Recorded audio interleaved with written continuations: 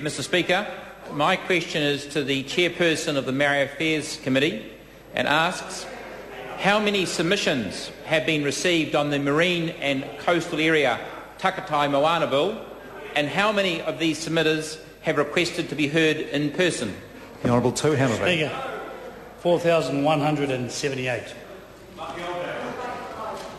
Order. The question asked for two figures. How many received and how many have asked to be heard in person? The question actually, there are two questions in there, and as far as I'm aware, I only have to answer one. Order. Let me make it clear that that is certainly the case with supplementary question, but this is a primary question on notice and asked how many submissions have been received, and I presume that is the answer the Minister gave, 4,000 something, and also asked how many of these submitters have requested to be heard in person. The House has a reasonable expectation to get that figure. The Honourable Tū Order.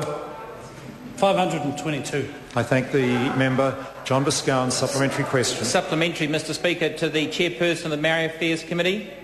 Will he ensure that, as is required of him under Standing Order 220, that the Select Committee's examination of submitters is done in a fair way, and that, as per Standing Order 401T, evidence is given without intimidation from committee members?